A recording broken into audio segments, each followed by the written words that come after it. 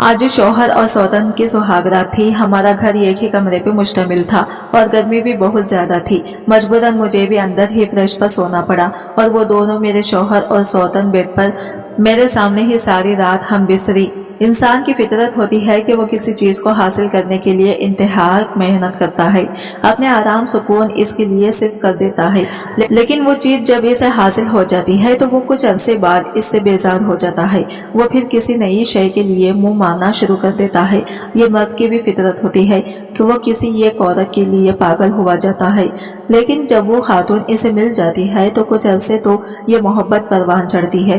फिर एक वक्त आता जब वो इसी खातून जिसके बगैर वो जिंदगी का तस्वुर तक नहीं करता, इससे बेजार होना शुरू हो जाता है। वो खातून जिसके हुस्न के सामने वो चांद सितारों के हुस्नों को मानिंद करार देता है और फिर कुछ ही वक्त बाद वो किसी और को चांद सितारों से तशबीह देने निकल पड़ता है। और एक औरत ना चाहते हुए भी ये सब बर्दाश्त करती है। इसके लिए सौतन को बर्दाश्त करना अपने दिल को मारना होता है। हमारे माशरे में एक औरत शादी के बाद वो सब कुछ झेलती है, शायद वो सब इसने कभी सोचा भी नहीं होता। शादी के बाद औरत अपनी जगह, अपने शौहर, अपने बच्चों और दूसरों के मुताबिक जीने लगती है। एक औरत का सबसे बड़ा सहारा ही इसका शौहर होता है और अगर वही इससे बेवफाई करे तो औरत टूट कर रह जाती है। इसके अलावा खवातीन को आए रोज तलाक की धमकी दी जाती है, जिससे खौफ ज्यादा होकर सब कुछ बर्दाश्त करने पर मजबूर हो जाती हैं। इनको जिंदगी की बुनियादी मराहत से महरूम रखा जाता है। मर्द को एक से ज्यादा 4 तक शादियां करने की इजाजत इस सूरत में दी गई है जब वो इनके दरमियान बराबरी और इंसाफ कर सके, जिसके लिए जरूरी है कि वो दूसरी शादी के लिए जिस्मानी और माली ताकत रखता हो और इसमें बीवियों के दरमियान बराबरी करने की अहलियत हो। लिहाजा अगर किसी शख्स में जिस्मानी या माली ताकत नहीं या इसे खौफ है कि वो दूसरी शादी के बाद बराबरी ना कर सकेगा तो इसके लिए दूसरी शादी करना जायज नहीं। हमारे माशरे में मिडिल क्लास लोग पहली बीवी के होते हुए दूसरी शादी क्यों और कब करते हैं? सबसे बड़ी और नुमाया वजह यही होती है कि शादी औलाद के लिए की गई है, पर मेरे शौहर ने शादी औलाद के लिए नहीं की थी। रात हुई तो मुझे मेरे शौहर ने कहा कि तुम बाहर चली जाओ। मैंने कहा कि तुम्हें क्या हो गया है? बाहर बहुत सर्दी है, मैं बाहर जाकर कैसे सोऊंगी? इसने कहा कि फिर तुम अंदर भी तो नहीं सो सकती। इसका एक दफा कहना ही बहुत बड़ी बात थी, क्योंकि अंदर तो मैं वाकई ही नहीं सो सकती थी। मैंने कहा कि ठीक है। मैं अपना बिस्तर ले जाकर बाहर पड़ी एक चारपाई पर लेट गई। मैं ठंड से कांपने लगी। इसने कहा कि फिक्र मत करो, 2 घंटे बाद तुम्हें वापस बुला लूंगा। जब इसने 2 घंटों का लफ्ज बोला तो मुझे ऐसा लगा कि मैं यहाँ से चली जाऊं और खुदकुशी कर लूं। मैंने हाँ में सर हिला दिया। 2 घंटे बाद इसने दरवाजा खोल दिया और मैं वापस आकर अपने कमरे में सोना चाहती थी, लेकिन मुझे जगह मिली तो जमीन पर इतनी सी जगह पर मैं एक मैट्रेस बिछाकर सो सकती थी। ये बाहर सर्दी में सोने से बेहतर था, इसलिए मैं लेट गई। मैंने अपनी बाएं तरफ देखा तो वो लड़की मुझे ही देख रही थी। इसकी आंखों में आंसू थे, लेकिन इसकी आंखों में आंसू क्यों थे? इस घर में सारे खसारे तो मेरे ही नसीब में लिखे गए थे, तो फिर वो क्यों रो रही थी? हम लोग एक छोटे से घर में रहते थे। हमारे यहाँ काफी सालों से औलाद नहीं थी। जब मेरे शौहर ने कहा कि वो दूसरी शादी करना चाहते हैं तो इसने ये बात मुझे नहीं बताई, बल्कि मेरे खानदान और अपने खानदान वालों को बुलाकर सबके सामने बैठकर ये बात कही। सब लोग यही समझ रहे थे कि मियां बीवी में पहले ही ये बात हो चुकी होगी, लेकिन खुदा गवाह है मुझे तो आज पता चल रहा था कि मेरा शौहर दूसरी शादी करना चाहता है। और सिर्फ इतना ही नहीं, इसने लड़की भी पसंद कर ली है। और अब मैं कुछ भी बोलती तो अजीब ही लगती, इसलिए मैं चुप बैठी थी। सब लोगों ने कहा कि हाँ, काफी साल हो गए हैं, अगर औलाद के लिए शादी करना चाहते हैं तो इसमें कोई बुरी बात नहीं है। ये बात करने वाला मेरा बाप था। बाद में मैंने अपने बाप से ये सवाल किया कि जब कोई और नहीं बोल रहा तो आपको अच्छा बन के बोलने की क्या जरूरत थी? आपने ये बात क्यों बोली? आज ही तो दिन था अपनी बेटी की साइड लेने का, और आज आपने अपने दामाद की साइड लेने चले गई। बाबा ने कहा कि मैंने तो हक की बात की है। हक की बात करना बहुत जरूरी थी, बेटी का दिल बचाना जरूरी नहीं था। जब मेरे बाप ने ऐसी बात कर दी तो फिर बाकी सबने भी कहा कि हाँ, जब लड़की का बाप ही इतने खुले दिल से ये बात कह रहा है तो फिर किसी और को तो कोई मसला नहीं होना चाहिए, क्योंकि जिसको यहाँ पर सबसे बड़ा मसला हो सकता था वो मेरा बाप था। मेरा कोई भाई नहीं था। मेरे पीछे खड़े होने वाला मर्द मेरा बाप ही तो था। इसी ने जब ये कह दिया कि हाँ, कोई मसला नहीं है, मेरा शौहर शादी कर सकता है क्योंकि औलाद भी तो जरूरी है, तो फिर पीछे रहेगा क्या? मेरे शौहर को खुली आजादी मिल गई। इसके बाद वो एक लड़की के बारे में बताने लगा। सबने कहा कि हाँ, लड़की भी अच्छी है, जवान है, दोनों एक दूसरे के साथ बहनों की तरह रहेंगी। हमारी बेटी बहुत सबर शुक्र वाली है, कुछ नहीं कहेगी, किसी की जिंदगी बर्बाद नहीं करेगी, ऐसी औरत नहीं है कि अपने सौतन का जीना हराम कर दे। और फिर आजकल का माशरा बहुत अच्छी तरफ जा रहा है, हर मामले को बातचीत से सुलझाया जा सकता है। हमारे दामाद ने तो बहुत अच्छी बात की है, सबके सामने ये कह दिया कि वो शादी करना चाहता है। जब मैंने लड़की को देखा तो मैं कुछ नहीं बोली।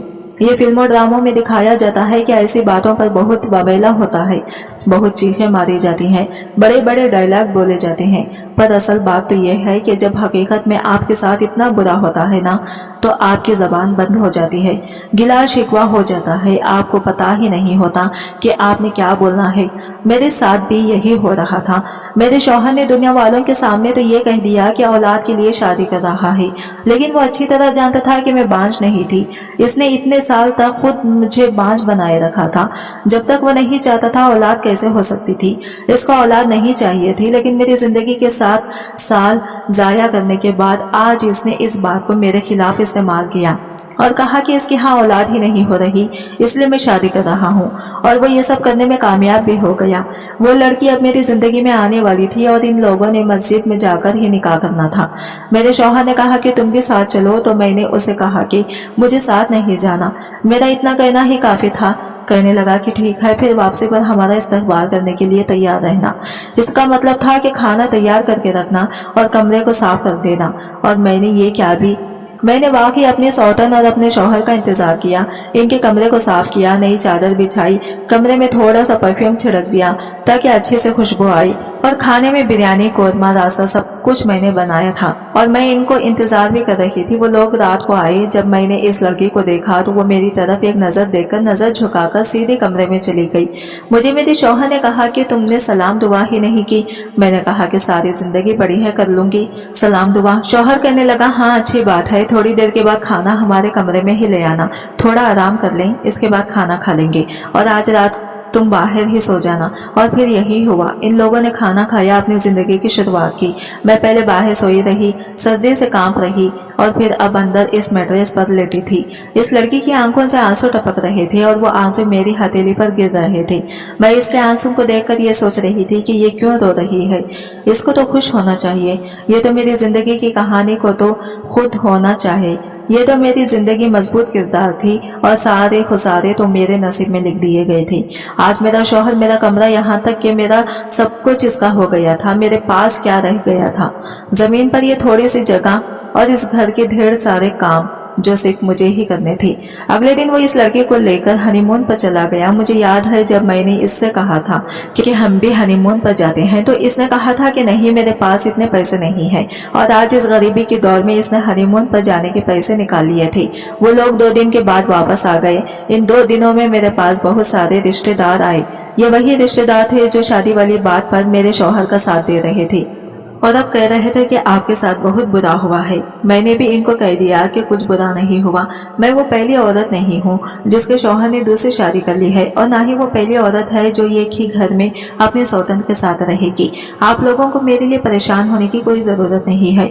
इन लोगों को भी पता चल गया था कि मेरी जबान क्यों इतनी तलख हो गई थी, इसलिए वो भी चुपचाप वहां से चले गए। ये मेरे शौहर की पहली शादी तो नहीं थी कि वो अब अपना काम छोड़कर घर पे ही बैठा रहता, इसलिए सुबह सुबह काम पर चला गया। इस लड़की का नाम अबिया था। वो बाहर नहीं आ रही थी, लेकिन फिर मजबूरी में इसे बाहर आना पड़ा क्योंकि पूरा दिन वो ये कमरे में नहीं गुजार सकती थी। मैंने कहा कि नाश्ता बना दो तुम्हारे लिए, तो इसने कहा कि मैं खुद बना लूंगी। मैंने कहा कि मैं बना देती हूँ, आज तुम्हारा शादी का बाद पहला दिन है। मैं नाश्ता बनाकर इसके सामने बैठ गई। वो नाश्ता सर झुकाकर खाने लगी। इसने थोड़ा सा ही खाया था। कहने लगी, बस और नहीं खा सकती।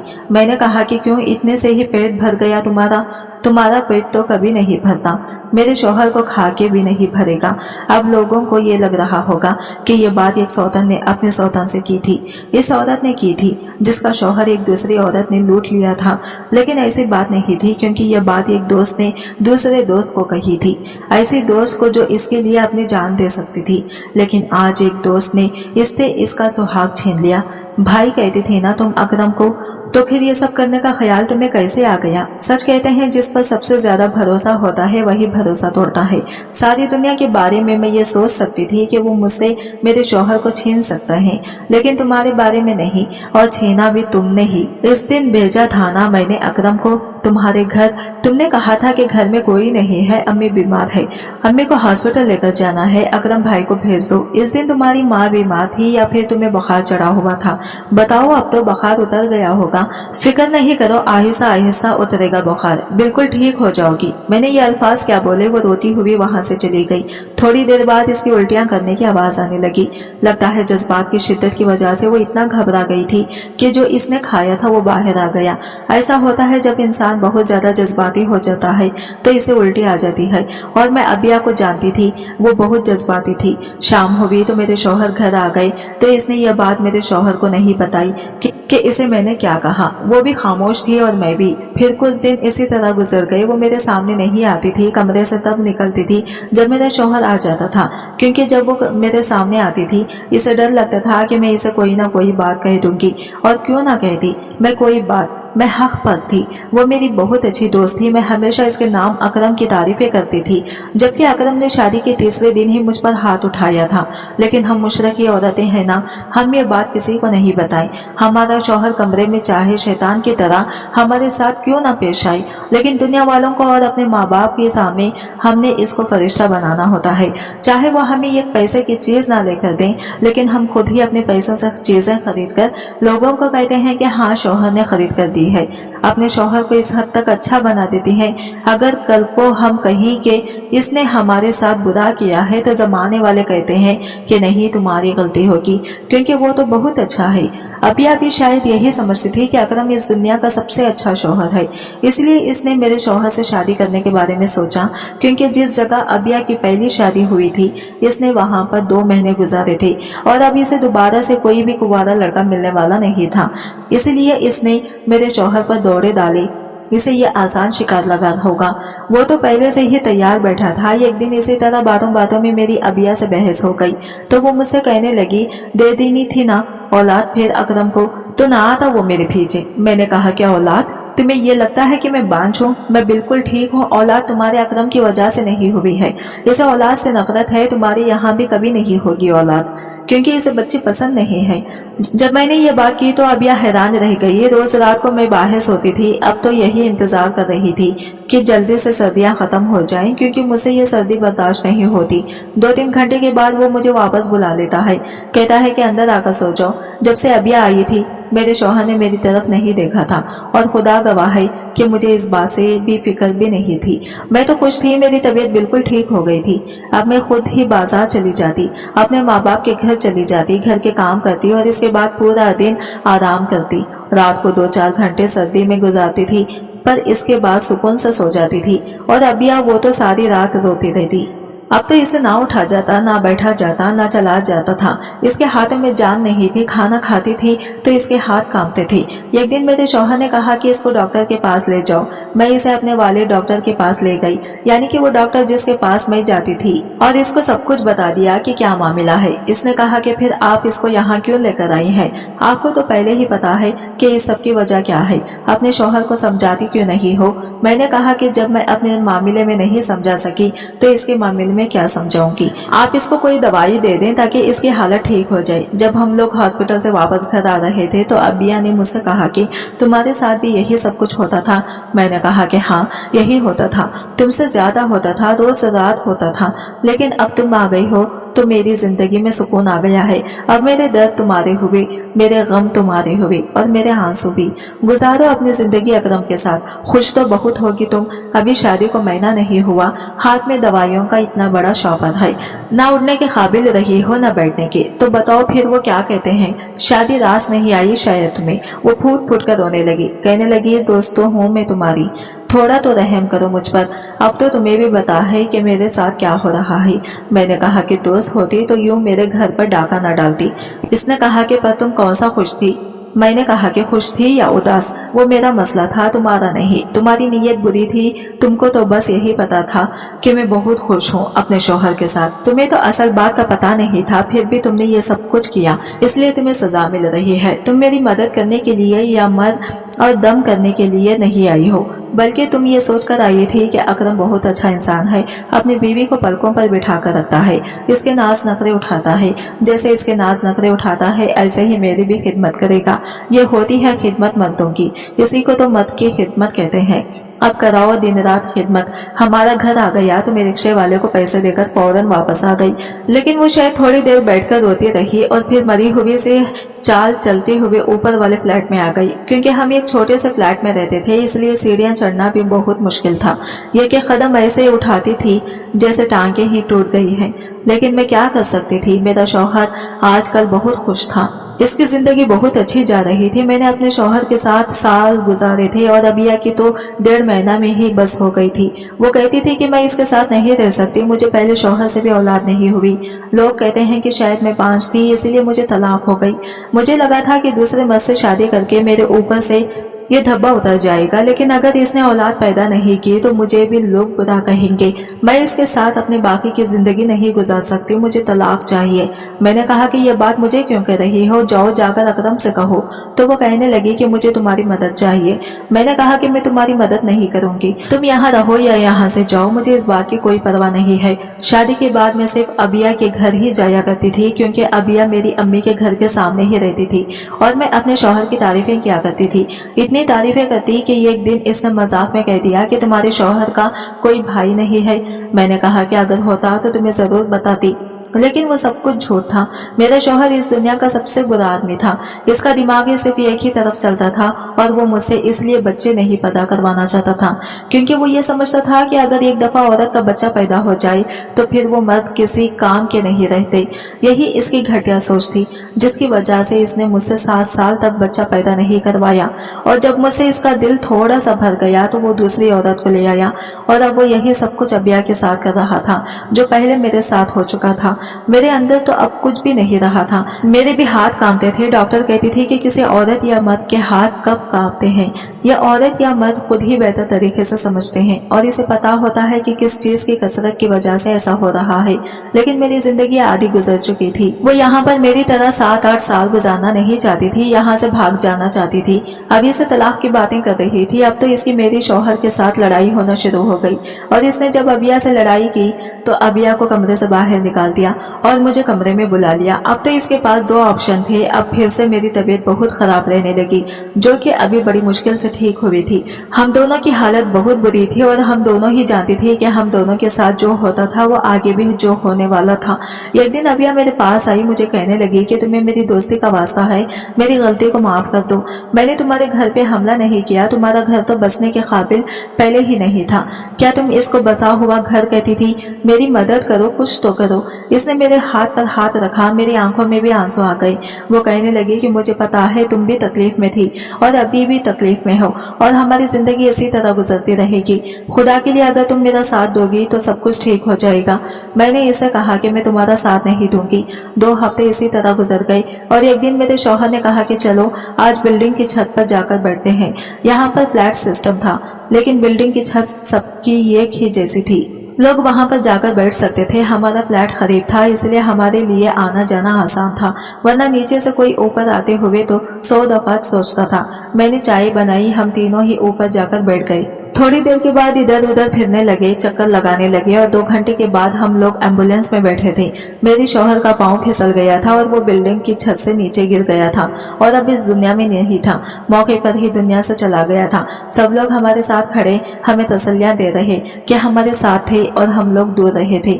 फिर टीवी पर यह खबर चली कि एक शख्स बिल्डिंग की छत से पांव फिसलने की वजह से गिर गया है और पीछे 2 औरतें को छोड़ गया है। वो दोनों औरतें इसको बेवा हैं। सब लोगों के लिए खबर थोड़ी अजीब थी। एक शौहर की 2 बीवियां थी और वो बेचारी बेवा हो गई है। ये फ्लैट मेरे शौहर ने ही खरीदा था, जो अब हम दोनों के नाम था और पता चला कि इसकी बैंक में भी काफी सारे पैसे थे। हम लोगों ने फ्लैट बेच दिया और हम दोनों यहाँ से कहीं दूर चले गए। कुछ दिन के बाद पता चला कि अबिया माँ बनने वाली है। इसने कहा कि वो इस बच्चे को पैदा करना चाहती है। शायद मेरे शौहर ने हमेशा जिस बात का ख्याल रखा वो इस बात की तरफ से थोड़ा सा लापरवाह हो गया था। आज हमारा एक बेटा है जिसे हम एक बहुत अच्छे मर्द बनाना चाहते हैं और अपनी जिंदगी को अच्छे तरीके से गुजार रहे हैं। हमारी जिंदगी बहुत अच्छी है और हमारी दोस्ती मिसाली शादीशुदा जोड़ों में बेवफाई कहा जाता है कि मर्द और घोड़े कभी बुरे नहीं होते। देखा जाए तो इस बात में काफी हद तक हकीकत है। एक मर्द पर जमाने की मुश्किलात असरअंदाज होकर इसे इस तरह से कमजोर नहीं करते जैसा एक औरत को करती हैं। शादी के बाद की जिम्मेदारी मर्द पर कम और घर संभालने की जिम्मेदारी औरत पर ज्यादा होती है। मर्द की जिम्मेदारियों में से इसी तरह से इजाफा नहीं होता जैसे ये खातून की जिम्मेदारी बढ़ती है। पहले घर और अफराद खाना की जिम्मेदारी, बच्चे हो जाने के बाद इनकी देखभाल और तालीम और तरबियत सब खातून खाना की जिम्मेदारी होती है। शादीशुदा जोड़ों में बेवफाई अक्सर शादी के चंद साल गुजर जाने के बाद होती है। 40-45 की उम्र को पहुंचने तक औरत की जिम्मेदारी 2 गुना हो चुकी होती है, जबकि मर्द किसी हद तक सेटल हो चुका होता है। इस पर काम और जिम्मेदारियों का बोझ इतना नहीं होता जितना इसकी शरीक हयात पर होता है। बीवी 10 से 15 साल में अपनी उम्र से बड़ी हो जाती है, जबकि मर्द फिर से जवान होना शुरू होता है। बीवी उम्र बढ़ने के साथ अपने बच्चों और समाजी मामलात में मसरूफ होती चली जाती है। कुछ टीवी शोज और मोबाइल फोन पूरी कर देता है। अक्सरियत अपने शौहर के साथ इसी तरह का जज्बाती या रूमानी ताल्लुक कायम नहीं रख पाती जैसा शौहर तोखा करते हैं, और नतीजा ये निकलता है कि मर्द दूसरी खवातीन की तरफ रागिब हो जाता है। शादी के बाद अपने शरीके हयात से बेवफाई किसी भी मजहब और माशरे में इंतहाई नापसंदीदा माना जाता है।